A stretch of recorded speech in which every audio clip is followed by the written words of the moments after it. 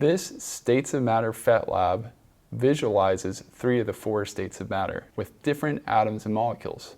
Right now I have water selected, and you can see when you look at one of the water molecules that it's made up of an oxygen with 2 hydrogens clinging to it, because we know that water is 2 parts hydrogen and 1 part oxygen, or H2O. We're looking at the solid right now, and you can see that the molecules are closely packed together.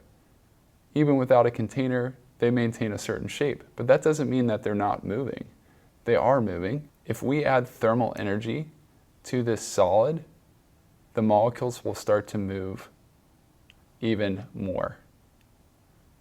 And this turns them into a liquid where they move around more freely. You'll see if I click on liquid 2 that they are moving more rapidly and they're moving around.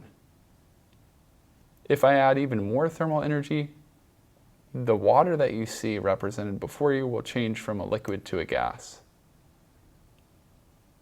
And you can see how, as I am adding the thermal energy, the molecules are moving even more quickly and spreading farther and farther apart.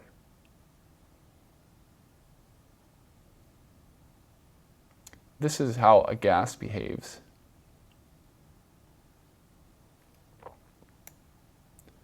If I show the process in reverse where I remove thermal energy, you can see that the molecules slow down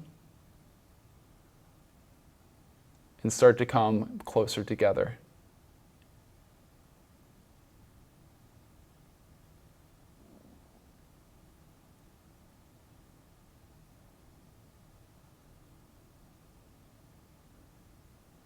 And this turns them back into a liquid. And if I take away even more thermal energy, they'll slow down even further and return to a solid.